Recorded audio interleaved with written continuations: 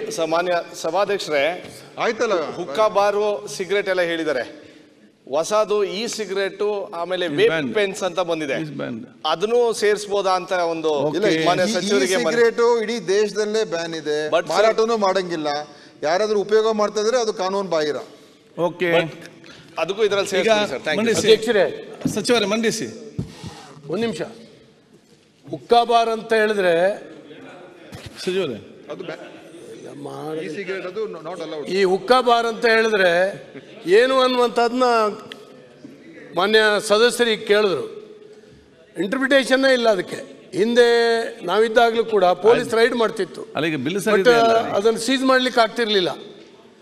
ಯಾವುದೋ ಫ್ಲೇವರ್ಗಳನ್ನ ಕೆಲವು ಹಾಕ್ತಾ ಇದ್ರು. ಅಲ್ಲಿ ನಿಮಗೆ ಬೇರೆ ಬೇರೆ ಮಾದಕ ವಸ್ತುಗಳು ಇದೆಯಾ ಅಂತೇಳಿ ಹೇಳಿ ತಪಾಸಣೆ ಮಾಡಿ ಲ್ಯಾಬಿಗೆ ಕಳಿಸಿ ಎಲ್ಲ ಮಾಡಿದ್ದಾರೆ. ಈಗ ಬಿಲ್ ಆದರೂ ಆಗ್ತಿರಲಿಲ್ಲ. ಒಟ್ಟಾರೆ ಮೇಲೆ ಅದೊಂದು ಹೊಗೆ ಬರುವಂತ ಒಂದು ಇದನ್ನ ಮಾಡ್ತಾ ಇದ್ರು. ಒಟ್ಟಾರೆ ಇದನ್ನ ತಂದಿರ್ತಕ್ಕಂಥದ್ದು ಸ್ವಾಗತಾರ್ಹವಾದಂಥ ಸಂಗತಿ. ಆದ್ರೆ ಈ ಹುಕ್ಕಾ ಬಾರು ನಮ್ಮ ಯುವ ಜನರಿಗೆ ಒಂದು ಪ್ಯಾಷನ್ ಆಗಿತ್ತು. ಆಯ್ತು, ಬಹಳ ಪ್ರೋಗ್ರೆಸಿವ್. ಈಗ ಬಿಲ್ ಸರಿ ಇದೆ ಅಲ್ಲ, ಅದನ್ನ ತೆಗೆಯುವಂತ ಕೆಲಸ ಮಾಡಿದಿರಿ, ಸ್ವಾಗತ. ಈಗ ಶಿವಲಿಂಗ ಅವರಿಗೆ ಹುಕ್ಕ ಬಾರ್ ಏನೇನು ಕೇಳ್ತಿದ್ದೆ ಗಡಿಬಿಡಿ ಮಾಡಬೇಡಿ. ನನ್ನ ಆಫೀಸಲ್ಲಿ ಒಂದು ಬಂದು ತೋರಿಸ್ತೇನೆ ನಿಮ್ಗೆ ಹುಕ್ಕ ಬಾರ್ ಏನಂತ ಹೇಳಿ. ಈಗ ಶಿವಲಿಂಗೇಗೌಡರು ಸ್ವಲ್ಪ ಹಿಂದೆ ಬಿದ್ದುಬಿಟ್ಟಿದ್ದಾರೆ. ಈಗ ಬೇಕಾದ್ರೆ ಪ್ರತ್ಯೇಕವಾಗಿ ಅವ್ರನ್ನ ಕೊಡ್ಸ್ಕೊಳ್ಳೋಣ, ಅವ್ರಿಗೊಂದು ಅವ್ರ ಮನೇಲಿ ಇಟ್ಕೊಳ್ಳಿ ಅವರು. Without flavour